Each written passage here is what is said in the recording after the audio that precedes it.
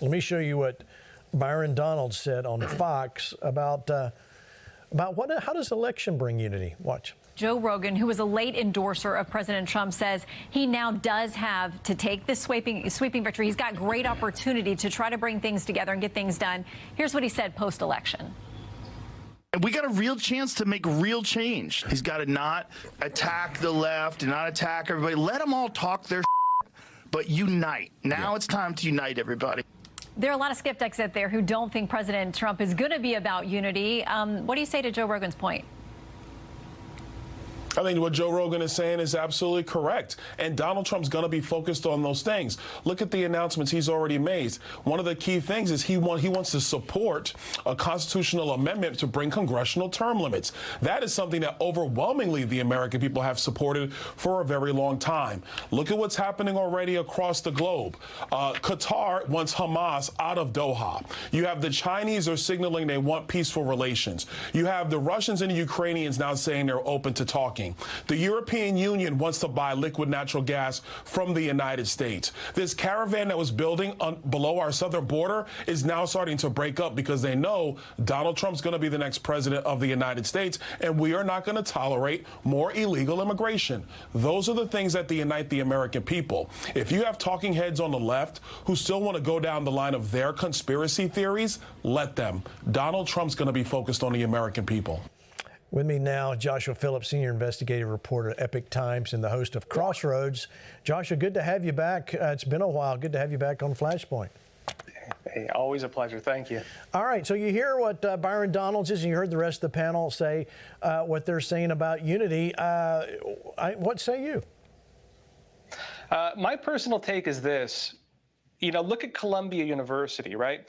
They were talking about freedom of speech until they had the power to dictate other speech, and then they started calling for censorship.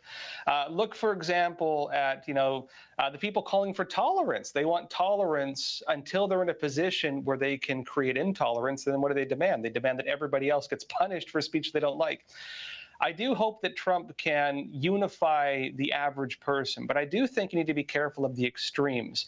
And what you find oftentimes with communists or people who are on the very extreme spectrum is when you're dealing with what's called the communist dialectic, they will push and they'll push and they'll push until you push back.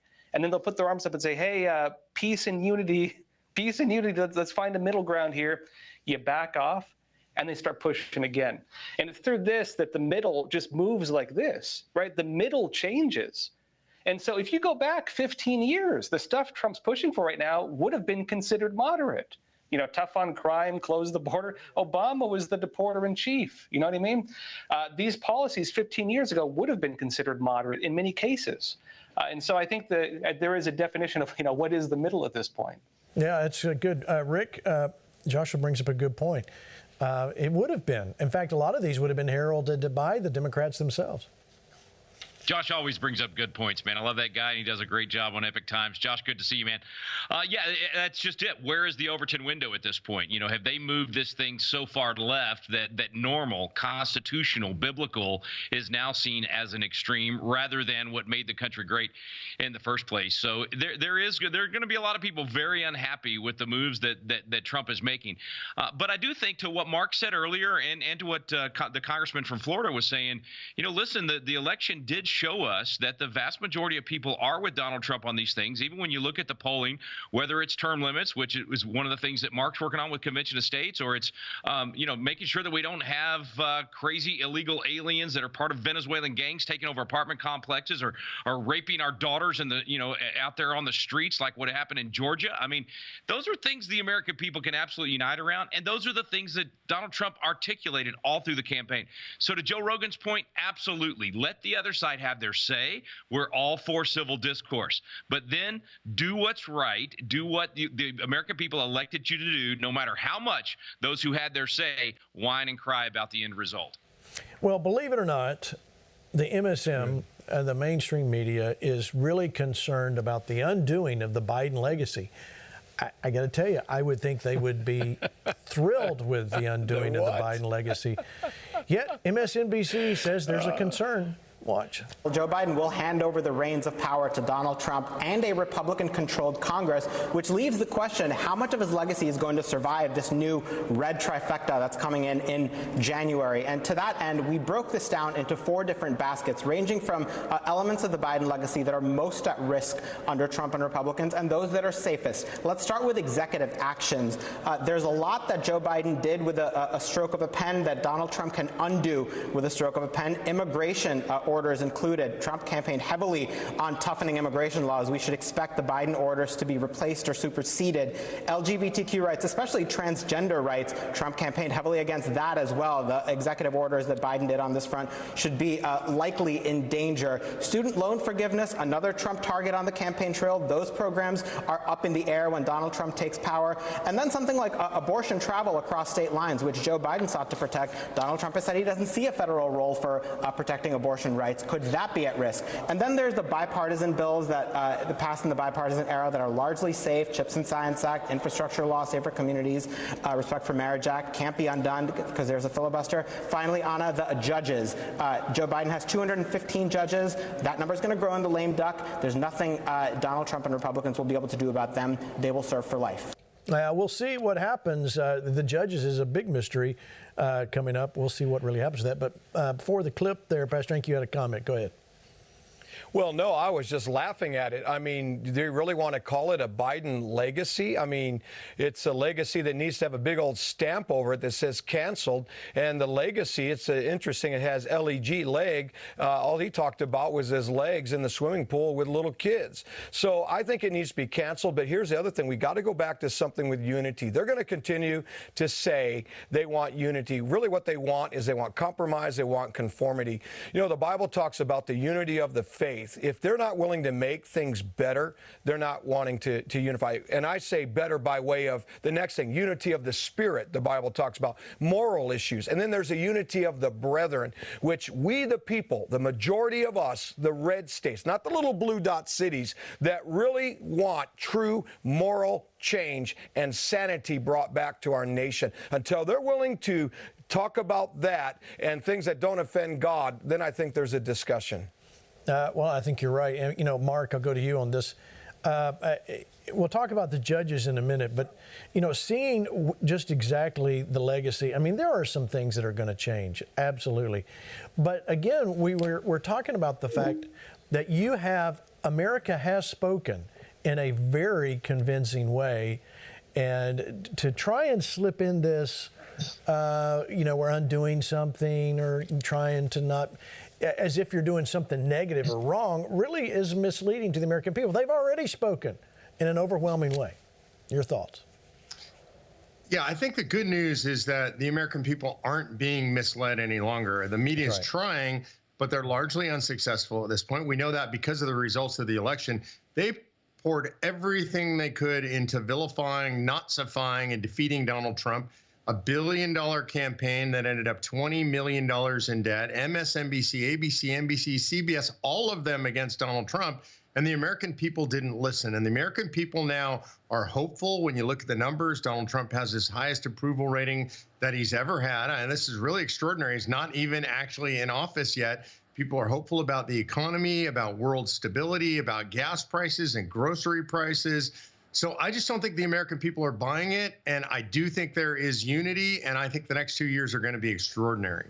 Well, what do you think, Mark, with this whole thing with the judges? Now, let us remember, right before the election, there was talk of trying to push Justice Sotomayor to resign and step down. Of course, it didn't happen. But how important is it as we look forward to the next 4 years with these justices in their places? Yeah, I think this is really important and something that most people don't pay attention to. During any presidency, there are a lot of federal judgeships that get filled. There are a lot of unfilled federal judgeships, and Obama left a bunch. Trump took advantage of that. I think he appointed more federal judges than any president in modern history, maybe any president in history completely. And now Biden is following suit. And I don't think they're going to leave any of those unfilled if they can do it. But you've got Mitch McConnell in the Senate, and I don't think he's just going to go along quietly. He is the best parliamentarian the Senate's ever seen. He knows the rules. he might throw a monkey wrench into some of this stuff, and I hope that he does. What do you think, Rick? You think we're going to see that monkey wrench be thrown? I'm just dreaming here. Okay, I'm going to throw this out there. I'm just dreaming. I would love to see some Mr. Smith goes to Washington type filibusters. When's the last time you saw one of those, right? And then what if Ted Cruz did it for, like, I don't know, 2 days, as long as he can keep him going to the bathroom or whatever. And then Josh Hawley, and then Mike Lee, and they just do it day after day after day. I know they're not going to do it, but wouldn't that be fun? I mean, that would be like, we'd learn a lot. They could read Green Eggs and Ham and all that good stuff, the way we do filibusters in Texas. So it's not going to happen, but we can dream. Joshua Phillip, please tell me something, educate us somewhere. Yeah. I actually do think you will see a lot of pushback from Republicans. And, as you mentioned, it can be a filibuster. It actually can be.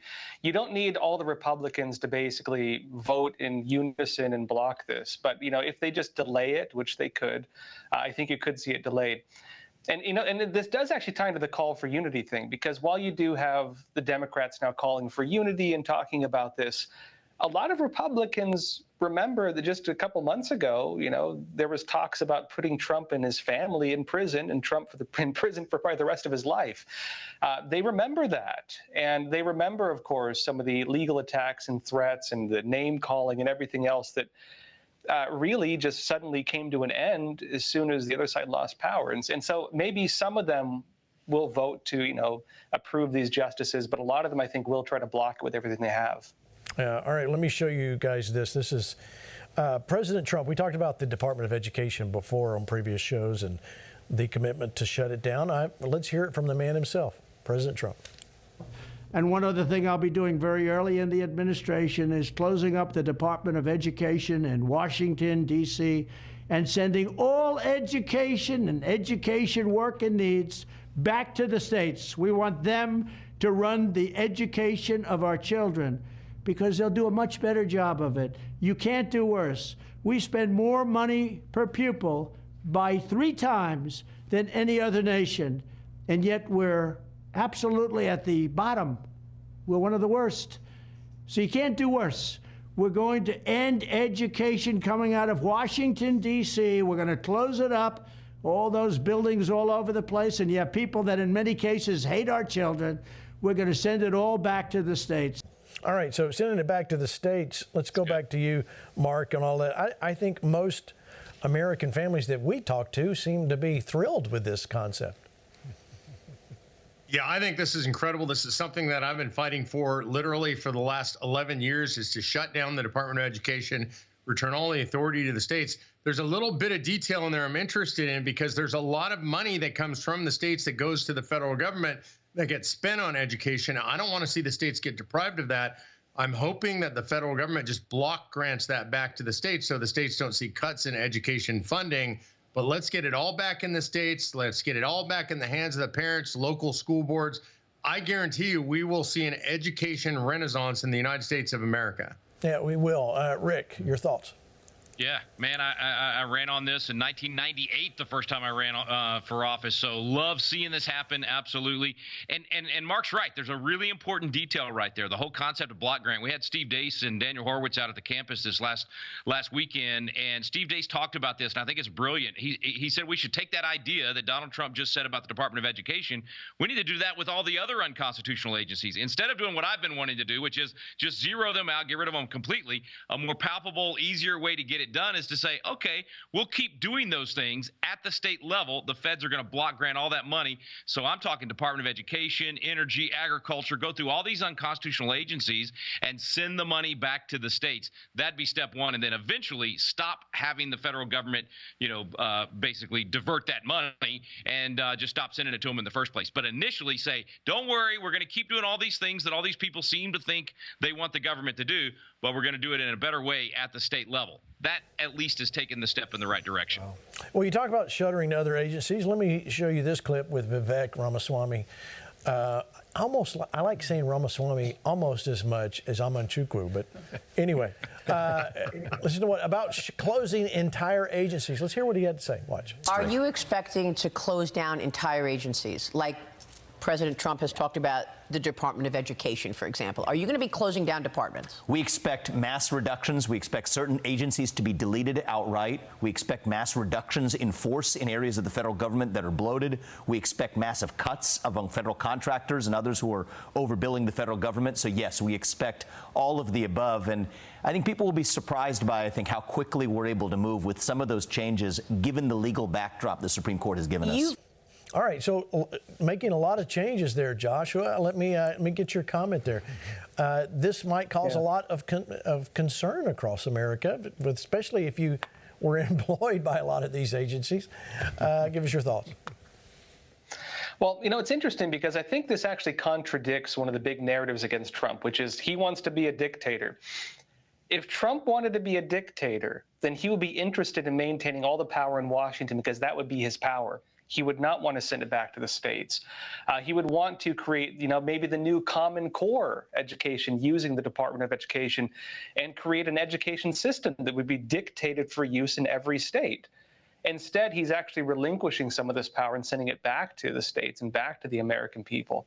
Actually, what he's representing, I think, is more of a deregulation movement, and the idea that maybe the government will be more effective and more efficient if you cut some of the fat off it.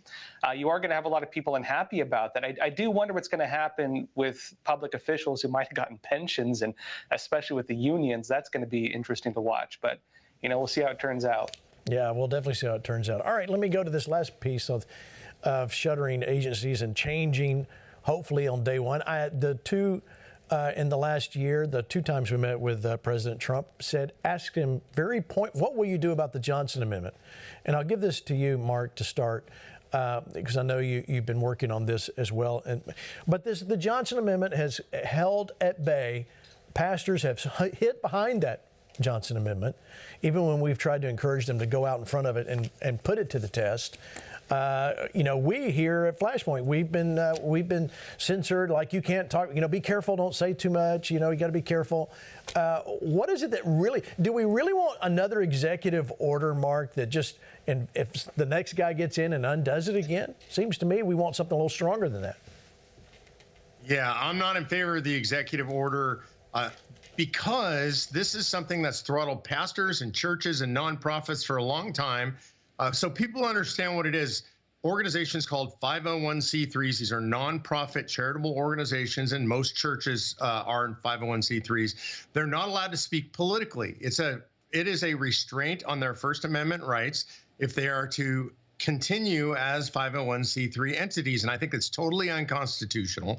And the best way to deal with that, in my opinion, and we're involved in this right now, is to litigate against the Johnson Amendment as the unconstitutional infringement as it is. I want that to make it all the way up to the Supreme Court. I want them to declare that unconstitutional, because if we do it by executive order, what happens is Donald Trump does it, signs it.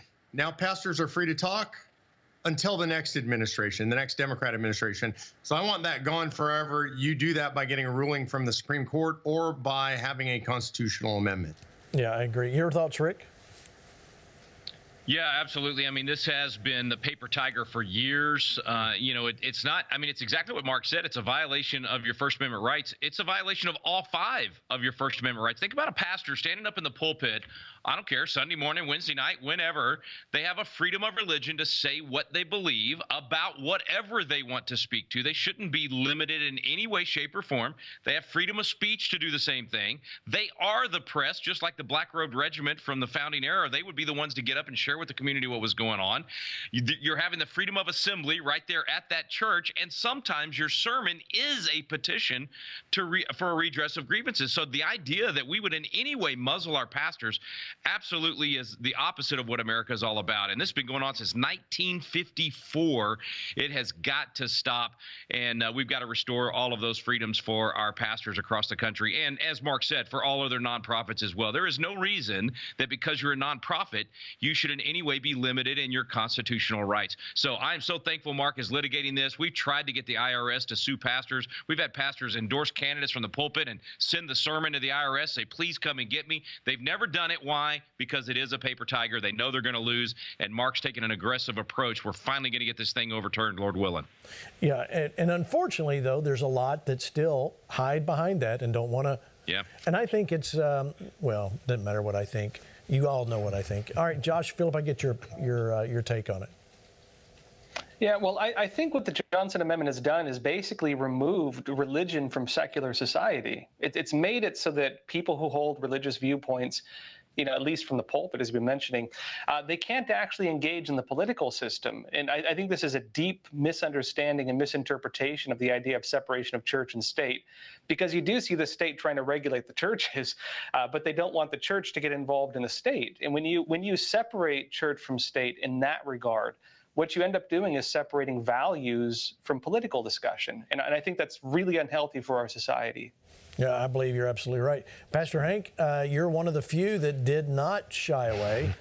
But, let's be real. Kamala Harris was campaigning from churches there was video of that. And I'm like, sure, look at this. Look at what she's doing. And yet we got people hiding. Sure. Your thoughts? You were one that didn't hide. Well, no, and I won't hide. And here's the thing, Kamala, the reason why she did that, it only works when, it's on their side. Otherwise, if it's anyone who's calling out the truth, calling out decency, morals, trying to protect children, right, whether they be in the womb or out of the womb, and the list goes on and on and on, you're in violation. I pay no attention to that stuff. Acts 4, they came against the rulers, the political figures, against the apostles, told them, shut up. We threaten you. Be quiet. Hey, that was the Johnson Amendment, rights from the pit of hell. And the apostles said, hey, we would rather obey God than man. We're not going to be quiet. In fact, God grant us more boldness. And that's where the pastors of our country missed it, is you have a moral and a spiritual and a high calling from God to speak truth, especially in times of darkness, insanity, and that which is touching children. You have to speak up. It is your God-given calling. And so this needs to get thrown out immediately. And Pastor, let me just say this as a pastor. The part that is so frustrating is I talk to pastors all the time, and they would say, oh, the Johnson Amendment. I said, pay no attention to it. You don't understand. You are affecting not only the culture, but there are 40 million evangelicals that did not and do not vote. And I think it's because of this. They're not being properly equipped to know what is going on, and they're not given that impartation of boldness to go out and be a voice and make a difference. So I think this needs to be one of the top priorities on President Trump's list, and thank you for bringing it up, and let's push this thing forward. Yeah, he said, when I asked him, he said he'd do it day one. We'll see. All right, let me show you this. Donald Trump Jr.'s, his show's Triggered, his podcast. He had Tom Homan on, and he talked about what is he going to do on that first day. Watch. But what's your overarching message to Americans who are eager for major border action on minute one? Like Inauguration Day, 1 second in. How much will you be able to improve the life of everyday Americans?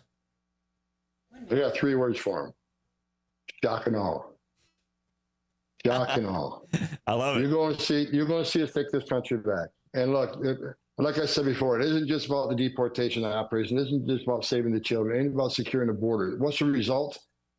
Less overdose deaths, less sex trafficking. For God's sakes, one of the worst crimes around. Less migrants dying. Under this administration, over 4,000 aliens have died crossing that border, an historic record.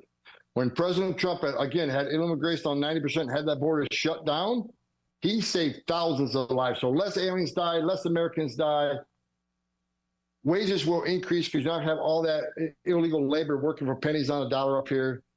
Sex trafficking is going to vastly increase. This country is going to be alien crime, you're going to see that reduce significantly. As far as Trenda, Agua, and MS-13, a notice to you, my gang's bigger than your gang, and we're going to take you out too. Okay, Pastor Hank, you heard him there. My gang is bigger than your gang. I mean, you can't get a stronger guy than Tom Homan when it comes to the border. What did you think?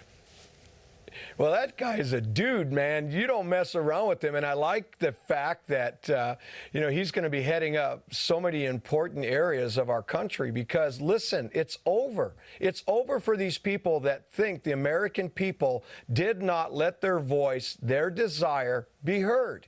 And for so long, we were ignored. They brought harshness on us through all the dumb COVID mandates and forced vaccinations, and you know, and the list goes on and on and on. People have had enough. Open borders. And it's finally refreshing to see strong leadership. And Gene, it's why they're fearing Trump's cabinet. They know these people are serious and they're dangerous to the leftist agenda. You're going to see a lot of great changes, because remember what God has been saying for 4 years with you on this program. That's right. We are in the middle of a great reset, removals and reversals, and it's going to play out in a tremendous way for God and for the people. Amen. And the left thought they were the reset. We're the reset. Yep. All right, Rick, you know, you hear that, and you heard Mark. Mark brought up a good point. I had thought about the self-deportations. I mean, we really could see that. That would make a lot of sense. What do you think? I think it definitely will. You know, listen, you watch that Homan clip, you watch the Miller clip, and you go, I mean, it's just Christmas every day right now with all of these appointments. It's absolutely incredible, and he's picking the right people to get the job done. And, you know, back to what we started the program with, the whole unity thing. I mean, this one, no doubt, every sane person in the country, when they watch those two clips, they go, yes, please, amen, hallelujah, it's about time we've had that kind of sanity. I mean, the average person with any common sense whatsoever knows if your home is in the city, or especially if it's in a crime-ridden area, if you just leave all the doors open, all the windows open all day, every day, all night, you know that your home is now going to become a place that anybody can take advantage of, that the criminals are going to absolutely flock to. And that's what we've done as a nation. So everybody with common sense is going, yes, close the windows, close the door. Doesn't mean you can't have somebody over to dinner. Doesn't mean you can't have company. But you get to know who's coming in, and they only come in when you invite them. That's all we're talking about doing here. And Tom Homan's, you know, he summarized it so much. It's going to save lives of illegal aliens. It's going to save lives of Americans, most importantly, because that's their job. It's just the right thing to do. And for 3.5 years, we've had to deal with the wrong thing, and most Americans know. So I think this one will absolutely unify the country. Let me go to you, Pastor Hank. I mean, this is, and we're going to get into the Christian vote, but I want to give you an opportunity to comment there. Well, first and foremost, Mark, you had an amazing commentary just a minute ago. You ought to run for office. But he's right. We need to look at this from the standpoint of a humanitarian effort and really crisis. I mean, it was brilliant what you said. And I think we have to remember, Gene, you know, I've said for these last 4 years that these borders have been open. If you look at the word border, you find something that has been void. Order. And Jesus is the wisest one that has ever walked this planet. And he said, wide or open is the way that leads to destruction. And you look at what has happened with these open borders, and it's time to restore order. We need to look at it from the humanitarian crisis and efforts to really restore order back for the sake of the people and what will make our nation great again. And I also want to say, too, to Rick's point, I think the Trump administration and his cabinet need to be very smart if they're going to consider that 1,400 acres, how they label it and how that's presented to the American people. I'm sure, absolutely. There has to be thought through. Oh, I'm going to go to Tom Homan again because I like him.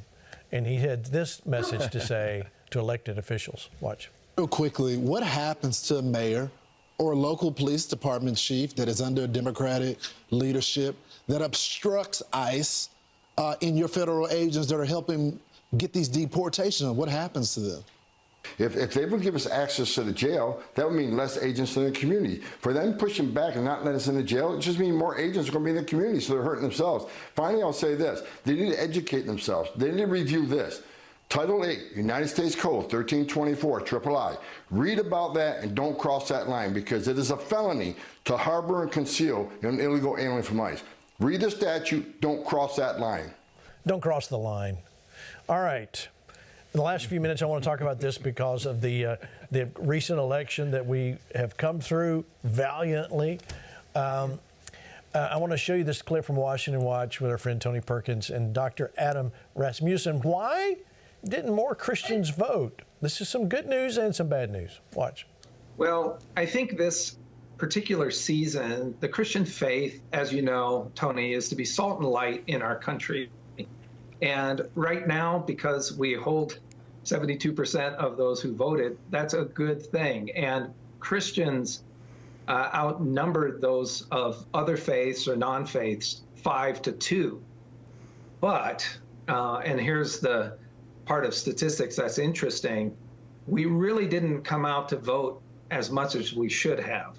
Only 56% of self-identified Christians voted. But that's greater in percentages than the other groups. 53% of non-Christian faiths and 48% of those who have no faith. Okay, so let's talk. Let's break that down. We just got a couple minutes left. Why? Why did they not vote? The others, let's talk about the Christians. The Christians who didn't vote, those who identify as Christian. Why didn't they vote? Yes. Well, sadly, 20% of them said, I was planning on it, but I just didn't get around to it. So there were several reasons, but I mean, that was one of the highest, and what a lame excuse that is. I was going to do it, but I didn't get to it. I forgot, or something like that. And other reasons were I thought it might be rigged. I didn't think my vote would count. Perhaps I didn't like one of the candidates. It wasn't pleasant to me to vote. Politics is not that important to me. These are some of the reasons people were giving. But as you and I know, Jesus Christ needs to be Lord of all of life, not just on Sunday mornings, but Mondays too, and not just the parts of life that are easy for me, right? All of life. All right, so there's good news and bad news there, Pastor Hank. The good news is 72% of those that voted say they are Christian, so that was massive, outnumbering 5-2 other people groups. But we still had a problem with not enough people that say they're Christians going out to vote. Yeah.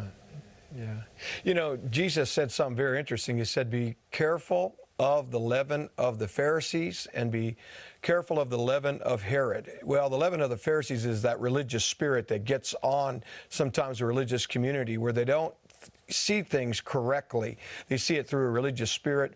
Also, it's the lie. We talked about the Johnson Amendment, the leaven of Herod. They don't think that they should get involved in politics. So I'm going to say this last thing. I think what it came down to was two things. The media, they were lying about Donald Trump, and Christians felt like we can't vote for that guy. He's not pastoral enough. And then I think the other was the cowardness that came from the pulpits, the ministers that did not engage their congregation and be willing to confront the culture.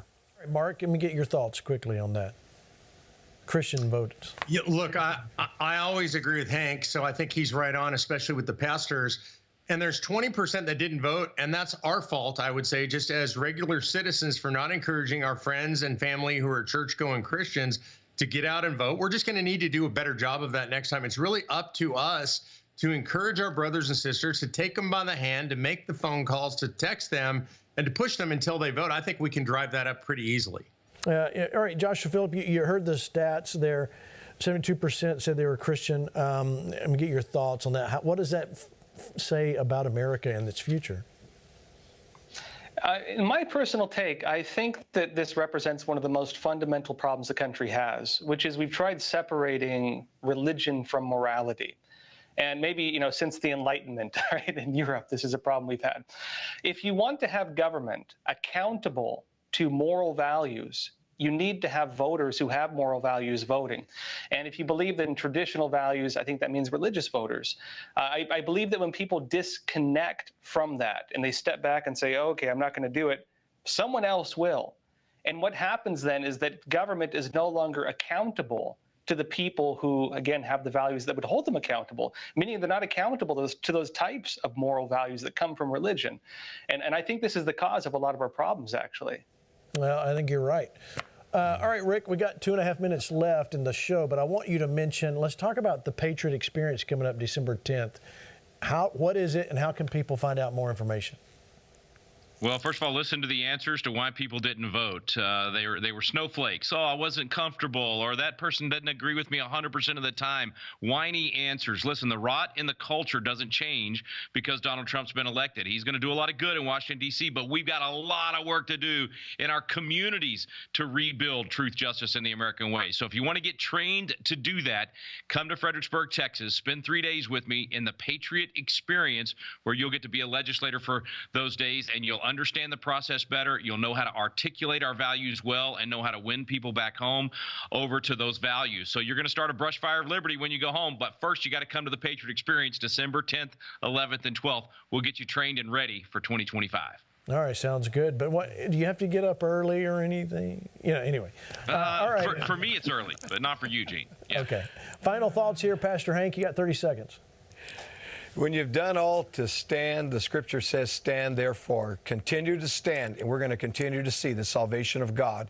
America's being saved. Mark Meckler, same. Yeah, I would just encourage people, now's not the time to rest. The boulder is rolling downhill. Push it as hard as you can. Do everything you can. Go to the Patriot Experience. Get involved with the Convention of States. Whatever it is you do, make sure you are an engaged, involved Christian citizen. All right, 20 seconds here, Josh. Say goodbye and tell us what we need to think about this week. Well, I'd say that freedom requires engagement. If you step back and you don't engage in the system, then you're allowing someone else to do it, right? We don't live under a king or something like that. Freedom requires your engagement. That's the nature of our society.